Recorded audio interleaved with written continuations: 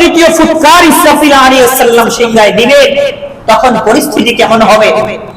পবিত্র কোরআনে সূরা ইয়াসিনের 51 নম্বর আয়াতে আল্লাহ বলেন, ونفخ في الصور فإذا هم من الأجداث إلى ربهم ينسلون। আল্লাহ বলে যখন সিংহায় ফুৎকার দেওয়া হবে, মানে শেষ ফুৎকার, ওই সময় মানুষ মাটি ফেটে যার যার মতো মাটি থেকে, শরীর থেকে মাটি ঝাড়তে ঝাড়তে বের হবে, হাসরের মাঠে একত্রিত হবে।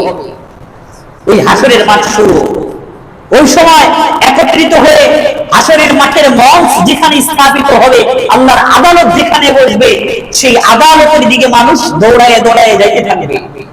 এই যে হাসরের মাঠের ময়দান, এই যে হাসরের পরিস্থিতি, এই কিয়ামতের মাঠ, বিচারের যেই মাঠ, এটার পরিস্থিতি কেমন হবে, এটার ওয়েদার কেমন হবে, পরিবেশটা কেমন হবে? হাসরের মাঠে অনেক কিছুর উপস্থিতি হবে, যেমন আল্লাহর আদালত যেখানে বসবে, তার বাম পাশে জাহান্নামকে উপস্থিত করা হবে, আর ডান পাশে জান্নাতকে উপস্থিত করা হবে। বাম পাশে থাকবে নাফরমানদের দল, আর ডান পাশে থাকবে নেককারদের দল। ওই সময় যারা উপস্থিত হবে, যাদের বিচার করা হবে, তাদের একটি পরিবেশ তৈরি হবে, আর ওই সময় যে আবহাওয়া থাকবে তার একটি পরিস্থিতি তৈরি হবে। পবিত্র কোরআনে সূরা ইব্রাহিমের 48 নম্বর আয়াতে আল্লাহ বলেন, আমরা যে পৃথিবীতে অবস্থান করতেছি, আমরা চন্দ্র সূর্য দেখি, উপরে আসমান দেখি, আমরা পৃথিবীতে বিদ্যমান অনেক কিছু দেখতেছি, কিন্তু যখন সিংহায় ফুৎকার দেওয়া হবে, এগুলোর কোনো কিছুর অস্তিত্ব থাকবে না। তখন এইগুলো ভিন্ন আল্লাহ অন্য আরেক জিনিস দ্বারা হাসরের মাঠ কায়েম করবে। ওই সময় জমিন এটা থাকবে না, মাটি অন্যটা হবে, আসমানও এটা থাকবে না। আসমানের উপরের কারুকার্য আল্লাহ তাআলা পরিবর্তন করে দিবেন, আসমানও পরিবর্তন হবে, জমিনও পরিবর্তন হবে। হাদিসের মধ্যে আসছে, আমরা যেই মাটির উপর চলাফেরা করি, কিয়ামতের দিন যখন বিচার কার্য শুরু হবে, এই মাটি থাকবে না। ওই সময় যেই মাটি নিচে থাকবে, ওই মাটি হবে পোড়া মাটির মতো, সাদা সাদা পোড়া মাটি। মাটি পোড়া হবে কেন? হাদিসের মধ্যে আসছে, যখন বিচার কার্য শুরু হবে, হাসরের মাঠে যখন একত্রিত হবে মানুষ, ওই সময় যে আবহাওয়াটা থাকবে, আমরা যে সূর্যটাকে দেখি, এই সূর্য তো আল্লাহ ধ্বংস করে দিবেন, কিন্তু কিয়ামতে বিচার কার্য শুরু হওয়ার সময় এই সূর্যকে আবার পূর্বের অবস্থায় আল্লাহ ফিরিয়ে আনবেন। ওই সময় মানুষের মাথার উপরে স্থাপন করবেন। হাদিসের মধ্যে আসছে 1 মাইল, কোন কোন মুহাদ্দিসিন ইকরাম বলেন মাত্র আধা হাত, আবার কেউ কেউ বলেন 1 মাইল দূরত্বে সূর্য অবস্থান করবে। ওই সূর্যের তাপের কারণে হাসরের মাঠে মাটি যেটা থাকবে, যেটার উপর আমরা অবস্থান করব, ওটা তামা হয়ে যাবে, সাদা পোড়া মাটির মতো হয়ে যাবে। পরিস্থিতি কেমন? এখান থেকে প্রায় 15 কোটি কিলোমিটার উপরে সূর্য। ওই সূর্যের তাপ সরাসরি আমাদের কাছে আসে না।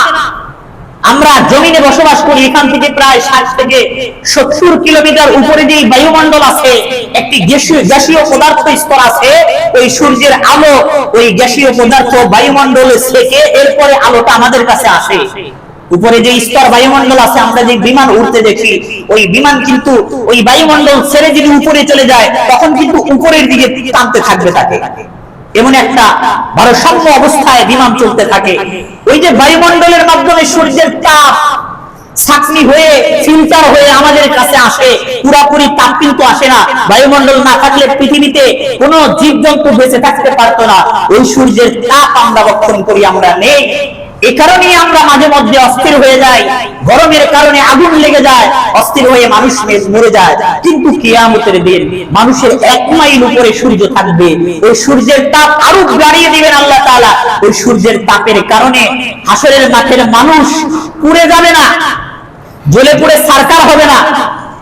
কি হবে?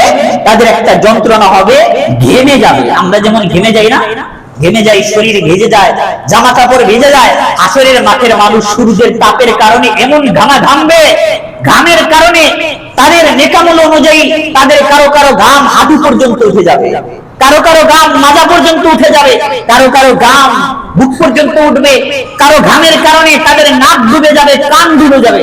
হাদিসের মধ্যে আসছে, বুখারী শরীফের হাদিস, আল্লাহর নবী বলেন, قال رسول الله صلى الله عليه وسلم يعرق الناس يوم القيامة حتى يذهب عرقهم في الأرض 70 ذراعا আল্লাহর নবী বলেন, হাসরের মাঠের মানুষ যখন একত্রিত হবে তখন তাদের মাথার উপর সূর্য থাকবে। ওই সূর্যের তাপ এত বেশি হবে, মানুষ ঘেমে তাদের কান পর্যন্ত, এমনকি জমিন থেকে নিয়ে 70 গজ পর্যন্ত হাসরের মাঠ প্লাবন হয়ে যাবে। ঘামে ওখানে বন্যা শুরু হবে। আল্লাহ রাসূল বলেন 70 গজ পর্যন্ত ঘামের পানিতে হাসরের মাঠ ভিজে যাবে, বন্যা হবে। পরিস্থিতি কেমন? আল্লাহ নবী এরপরে বলেন, ওয়ায়ুলজিমুহুম হাত্তা ইয়াযহাবা আযানুহুম। আল্লাহ নবী বলেন, ওই ঘামের কারণে কারো কারো কান পর্যন্ত ঘাম উঠে যাবে, কারো বুক পর্যন্ত উঠে যাবে, কারো ঠোঁট ভিজে যাবে, কারো মাথা ডুবে যাবে। কেউ কেউ ঘামের কারণে তার নেকামল অনুযায়ী তার শরীরে কোনো ঘামই আসবে না। আলহামদুলিল্লাহ। তো যার যার নেকামল অনুযায়ী হাসরের মাঠের কষ্ট, হাসরের মাঠের পরিস্থিতি তার ভোগ করতে হবে। এই জমিন থাকবে না। পবিত্র কোরআনে সূরা ইব্রাহিমের 48 নম্বর আয়াত আল্লাহ বলেন, ইয়াউমা তুবাদদালুল আরদু গায়রাল আরদি ওয়াস সামাওয়াতু ওয়া বারাজু লিল্লাহিল ওয়াহিদিল কাহ্হার। আল্লাহ বলেন, আমরা যেই জমিনের উপরে বসবাস করি, হাসরের মাঠ যখন শুরু হবে ওই সময় এই জমিন থাকবে না। আল্লাহ এই জমিনটাকে পরিবর্তন করে দিবেন। হাদিসের মধ্যে আসছে ওই সময় জমিনের মাটি পোড়া সাদা মাটির মতো হবে। এরপরে আল্লাহ বলেন, আসমাওয়াত, আসমান এটা থাকবে না, সাত আসমান থাকবে না। আল্লাহ তাআলা একটা আসমান বানাবেন, উপরের দিকে শুধু ছাউনি হিসেবে থাকবে। এরপর আল্লাহ বলেন, ওয়া বারাজু লিল্লাহিল ওয়াহিদিল কাহ্হার। ওই সময় পৃথিবীর সব মানুষ মহাপ্রতাপশালী আল্লাহ রাব্বুল আলামিনের সামনে উপস্থিত হবে। আল্লাহ তাআলার সামনে সব মানুষ উপস্থিত হবে। পরিবেশটা কেমন হবে? হাসরের মাঠের যে মাটি আছে ওটা পোড়া মাটির মতো হয়ে যাবে, আর ওই সূর্যের তাপে মানুষের ঘাম কারো কারো বুক পর্যন্ত উঠে যাবে, কারো কারো কান পর্যন্ত উঠে যাবে, কারো মাজা ভিজে যাবে, কারো হাঁটু পর্যন্ত উঠে যাবে। এটা হলো হাসরের মাঠে আবহাওয়াগত পরিবেশ। এরপরে যাদেরকে উপস্থিত করা হবে তাদের পরিস্থিতিটা কেমন হবে, তাদের পরিণতি কেমন হবে? জাহান্নামকে হাসরের মাঠে আল্লাহ তাআলার যেই বিচারের মঞ্চ বসবে তার বাম পাশে জাহান্নামকে উপস্থিত করা হবে। পবিত্র কোরআনে সূরা ফাজরের মধ্যে আল্লাহ বলেন, وجاء ربك والملك صفا صفا وجيء يومئذ بجهنم يومئذ يتذكر الإنسان وأنى له الذكرى। আল্লাহ বলেন, হাসরের মাঠে বিচার শুরু হওয়ার আগে আল্লাহ তাআলা শৃঙ্খল করবেন। হাসরের মাঠে যারা উপস্থিত হবে তারা কোথায় কিভাবে দাঁড়াবে সবকিছু আল্লাহ তাআলা শৃঙ্খলাবদ্ধ করবেন। এক নাম্বার হলো আল্লাহ তাআলা হাসরের মাঠে আগমন করবেন, কিভাবে আসবেন, কোথায় বসবেন, এটার প্রতিক্রিয়া আল্লাহ তাআলাই ভালো জানেন। এরপর আল্লাহ বলেন, ওয়াল মালাকু সাফফান সাফফা। বিচার শুরু হওয়ার আগে আমরা আদালতে দেখতে পাই, বিচার শুরু হওয়ার আগে কিছু জায়গায় একটু পুলিশ থাকে, কিছু প্রহরী থাকে, কিছু জায়গায় উকিলরা থাকে, কোথায় কে বলবে সবকিছুই সিস্টেম করা থাকে। আল্লাহর আদালত বসার আগে ফেরেশতাদেরকে সারিবদ্ধভাবে চতুর্দিকে দাঁড় করাবেন। কোথায় কাকে দাঁড় করাইতে হবে আল্লাহ ভালো জানেন, ফেরেশতাদেরকে সারিবদ্ধভাবে দাঁড় করাবেন। এরপরে জাহান্নামকে উপস্থিত করা হবে। জাহান্নামকে হাসরের মাঠে উপস্থিত করা হবে। যেই জাহান্নামের ভয়ে মুমিনরা নেকামল করত, ওই জাহান্নাম থেকে মুমিনদেরকে নিরাপদে রাখা হবে।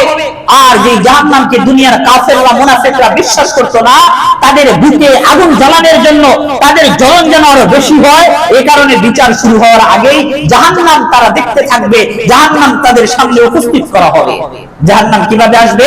পবিত্র কোরআনে হাদিসের মধ্যে, মুসলিম শরীফের হাদিস 2842 নম্বর হাদিস, আল্লাহর নবী বলতেছেন, قال رسول الله صلى الله عليه وسلم يؤتى بجهنم يومئذ لها 70,000 زمام مع كل زمام 70,000 ملك يجرونها। জাহান্নাম এত মারাত্মক একটা জিনিস, এত ভয়ঙ্কর একটা জিনিস। জাহান্নামকে যখন হাসরের মাঠে উপস্থিত করা হবে, ওই জাহান্নামের প্রায় 70,000 কড়া থাকবে। কড়া বুঝেননি? যেমন আমরা মনে করেন কোন কিছু সিঙ্গা, যখন আমরা বাঁশি বাজাই, বাঁশির দুই পাশে হাতল থাকে না, অথবা কোনো কিছুকে ধরার জন্য হাতল থাকে। আপনি যখন পাতিল ধরতে যাবেন, কড়াইতে রান্না করতে যাবেন, কড়াইয়ের দুই পাশে ধরার জন্য হাতল থাকে, এইগুলোরে কড়া বলা হয়। জাহান্নামের চতুর্দিকে এইভাবে ধরার জন্য, রশি বাঁধার জন্য বিভিন্ন ধরনের সিস্টেম করে করা থাকবে। 70,000 করা থাকবে, আর এক একটা করা 70,000 ফেরেশতা টেনে ধরবে, তবুও জাহান্নামকে ধরে রাখতে পারবে না। ফেরেশতাদের ক্ষমতা নাই এই ভয়ঙ্কর জাহান্নামকে স্থির রাখা। আল্লাহর কাছে আবেদন করবে, আল্লাহ আমরা আপনার জাহান্নামকে ধরে রাখতে পারলাম না, আপনি একটু নিয়ন্ত্রণ নেন। তখন আল্লাহ তাআলা মুমিনদের চোখের পানি একটু ছিটায় দিবেন, জাহান্নাম স্থির হয়ে যাবে। সুবহানাল্লাহ। চোখের পানিতে এই ভয়ঙ্কর জাহান্নাম স্থির হয়ে যাবে। জাহান্নাম বলবে, আল্লাহ আমার ক্ষুধা লেগেছে, আমাকে তাড়াতাড়ি খাবার দেন। জাহান্নামের খাবার কি? জাহান্নামের খাবার হলো কাফের, বেঈমান আর নাফরমান, এরা হলো জাহান্নামের খাদ্য। জাহান্নাম বলবে, আল্লাহ আমার খিদা লাগছে, আর আল্লাহ বলবে একটু অপেক্ষা কর, একটু বিচার কাজ শেষ করে দে। এরপরে জান্নাতের কাজ। জান্নাতকে ওই বিচারের সময় ডান পাশে উপস্থিত করা হবে। আল্লাহ বলেন, আউজলিফাতিল জান্নাতু লিল মুত্তাকিনা গায়রা বাঈদ। বিচার শুরু হয়ে গেছে। নেককাররা সারিবদ্ধভাবে সামনের কাতারে স্পেশালি গেস্ট হিসেবে বসে আছে, আর জান্নাতকে তাদের সামনেই রাখা হয়েছে, পাশেই রাখা হয়েছে। মুমিনরা জান্নাতের দিকে তাকায় থাকবে আর খুশিতে আত্মহারা হবে, হয়তো আমরা এই জান্নাতের মধ্যে প্রবেশ করব। তবে ওই সময় যারা জান্নাতবাসী হবে, দুনিয়াতে যারা নেককার ছিল, তারাও একটা ভয়ের মধ্যে থাকবে, আরে দুনিয়াতে যে আমি পুরোপুরি নেক কাজ করেছি, বিষয়টা ওরকম না। 70 বছরের জীবন ছিল, 70 বছরের যে পুরোপুরি সময়টা আমি আল্লাহর কাজে লাগিয়েছি, বিষয়টা ওরকম না। আমি তো গুনাহের কাজও করেছি। আল্লাহ যদি ওই গুনাহের বিচার করতে যায়, আমার স্থান যদি জান্নাত না হয়ে জাহান্নাম হয়ে যায়, এই পেরেশান তার মধ্যে কাজ করছে। এই টেনশন তার ভিতরে কাজ করবে। যখন তার ভিতরে এই টেনশন কাজ করবে, এই চিন্তা যখন তার মাথার মধ্যে আসবে, তখন তার পরিস্থিতিটা কেমন হবে?